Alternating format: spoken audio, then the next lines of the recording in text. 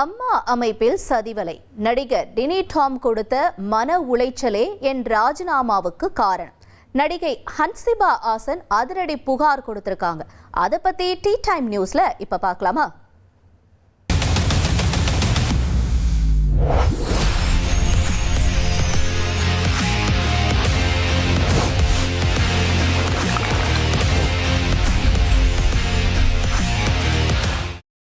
கவிதா, திருஷ்யம் படம் பார்த்துருக்கியா?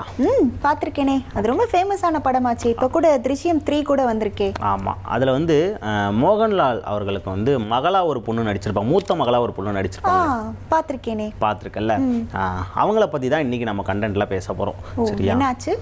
அவங்க வந்து இந்த கேரளாவில் இருக்கிற அம்மா அமைப்பு மேலேயும் அந்த அம்மா அமைப்பு சார்ந்த ஒருத்தர் வந்து ஒரு நடிகர் மேலேயும் ஒரு பகீர் குற்றச்சாட்டை முன் வச்சிருக்காங்க. திருஷ்யம் படத்தில் மோகன்லால் அவர்களோட மூத்த மகளா நடித்தவங்க தான், அந்த அஞ்சு கேரக்டரில் நடித்தவங்க தான் ஹன்சிபா ஆசன். சரியா? இவங்க இது மட்டும் இல்லாமல் நிறைய படங்களில் நடிச்சிருக்காங்க.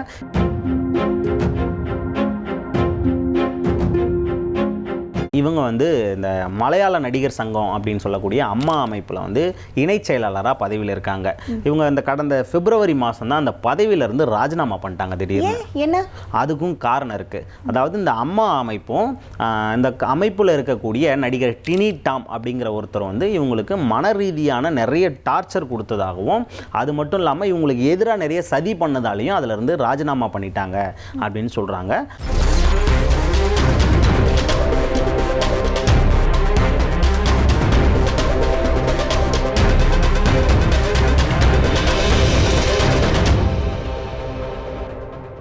அதாவது இவங்க அந்த அமைப்பில் ஈடுபட்டு செயல்படும் போது அங்கே ஒரு சில விஷயங்கள் இவங்களுக்கு எதிராக நடந்திருக்கு. அதாவது ஒரு மத சார்புடைய ஒரு நிறுவனம் வந்து அந்த அம்மா அமைப்புக்கு வந்து முதலீடு ஸ்பான்சர் பண்ணுறேன் அப்படின்னு சொல்லிட்டு வந்திருக்காங்க. அப்போ வந்து அதுக்கு வந்து இவங்க எதிர்ப்பு தெரிவிச்சிருக்காங்க. அதாவது அம்மா அமைப்பு நடிகர் சங்கம் அப்படிங்கிறது வந்து நடுநிலையாக தான் இருக்கணும், ஒரு மதம் சார்ந்து போகக்கூடாது அப்படிங்கிற ஒரு நிலைப்பாட்டோட இவங்க இருந்திருக்காங்க. ஆனால் அந்த அமைப்பில் இருக்கிற மற்ற எல்லாருமே என்ன சொல்லியிருக்காங்கன்னா, இது நம்ம அக்செப்ட் பண்ணிக்கலாம், ஒரு சிலவங்க அக்செப்ட் பண்ணிக்கலாம் அப்படின்னு சொல்லியிருக்காங்க. இவங்க வந்து இல்ல இது நடுநிலையா இருக்கணும்னா இந்த மாதிரி மதம் சார்ந்த நிறுவனங்கள் உள்ள வரக்கூடாது அப்படின்னு ரொம்ப ஸ்ட்ரிக்டா இருந்திருக்காங்க. அங்கதான் எல்லா பிரச்சனையும் ஆரம்பிச்சிருக்கு.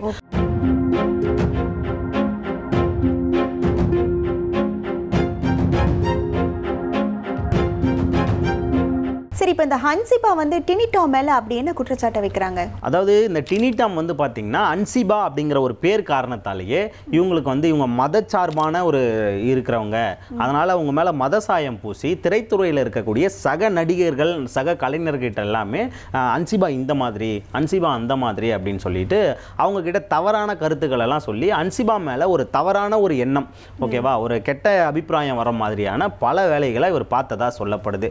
இது வந்து சக நடிகைகள் மூலமா ஹன்சிபாவுக்கு தெரிய வந்ததால அங்கிருந்து இவங்க வெளியில வந்திருக்காங்க. அது மட்டும் இல்லாம இவங்க வந்து ஒரு கம்ப்ளைண்ட் வந்து இவங்க மேல வருது. ஒரு பொண்ணு வந்து காவல் நிலையத்தில் புகார் கொடுக்குறாங்க. அது தொடர்பான விசாரணைக்கு ஹன்சிபா வந்து காவல் நிலையத்தில் கிட்டத்தட்ட ஒரு 3 மணி நேரம் போய் ஆஜராகி விசாரணைக்கு இருந்திருக்காங்க.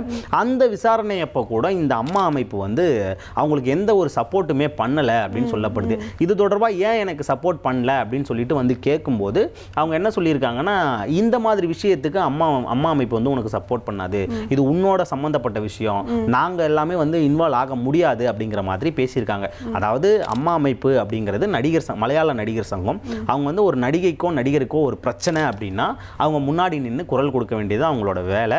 அதுவும் அந்த அமைப்புல இணை செயலாளராக இருக்கக்கூடிய ஒரு நடிகைக்கு இவங்க வந்து எந்த ஒரு ஆதரவு கரமுமே நீட்டலை அப்படிங்கிறது தான் இவங்களோட ஒரு பெரிய குற்றச்சாட்டா இருக்கு. அதனால தான் அதுல இருந்து வெளியில வராங்க. அது மட்டும் இல்லாம அவங்க அந்த மாதிரி எனக்கு யாருமே ஆதரவு கொடுக்கல அப்படின்னு சொல்லும்போது அப்போ அந்த நடிகர் டினி டாம் என்ன பண்ணியிருக்காருன்னா, குரூப்ல வந்து சில கேலியான மெசேஜ் எல்லாம் போட்டு அவங்கள அந்த கிண்டல் பண்ணியிருக்காங்க. அவங்களோட சோகமான நேரத்திலையுமே அவங்கள கிண்டல் பண்ணியிருக்காரு.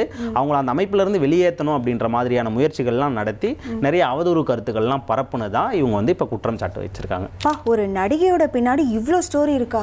ஆமா, நடிகைக்கு மட்டும் இல்லை, அதாவது இந்த அம்மா அமைப்பு பின்னாடியே நிறைய ஸ்டோரி எல்லாம் இருக்கும். அதெல்லாம் நம்ம ரீசெண்ட் டைம்ல பார்த்தோம். சரியா? ஸோ அதனால இந்த கேரள திரையுலகம் அம்மா அமைப்பு இதுக்குள்ள இருக்கிற சர்ச்சைகள் என்னைக்குமே நீங்காது போல அது வந்து ஒரு விக்ரமாதித்தன் கதை மாதிரி தொடர்ந்து தொடர்கதையாவே வந்துகிட்டு இருக்கு. சரி, இதுக்கு எப்போ எண்டு கார்டு போடுவாங்க அப்படின்றத நம்ம பொறுத்து இருந்து பார்க்கலாம். சரி மகளே, இதே மாதிரி கண்டென்ட்டோட உங்களை வந்து சந்திக்கிறோம். அது வரைக்கும் டாடா பாய் சொல்லிக்கிறது நான் உங்கள் அருண் பாண்டியன். நான் உங்கள் கவிதா.